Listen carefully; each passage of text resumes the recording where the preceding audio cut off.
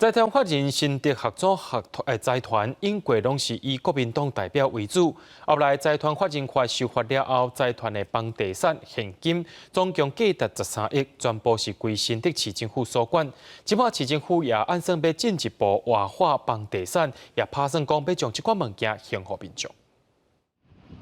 1952年战后接管日本时代财产，才成立了新德合作财团。虽然讲进程是以公益甲奖学金为主，不过过去拢是特定人士把持。即马市府打算将财团财产献予全民，也算是落实转型正义。非常乐见看到这样子落实转型正义的作为，那我们也期待未来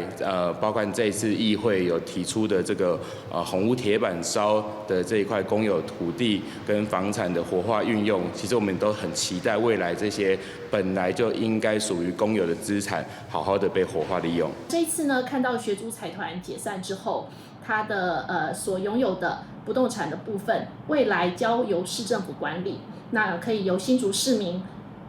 共同来监督。我认为这是一件好事，而且也落实了我们转型正义的工作。新德市政府讲，合作财团改善了后，其中现金的部分，去年4月已经入市库，其他不动产甲土地的部分，市府最近也按算赶紧规划，提供予全民拢会使来使用。相关资产跟相关的一些它的土地，我们都透过法律途径一一的收回来哦。虽然有一些阻力，不过我们相信哦，在以公益为前提，然后适度的去做一些活化跟给民众开放使用，是我们这些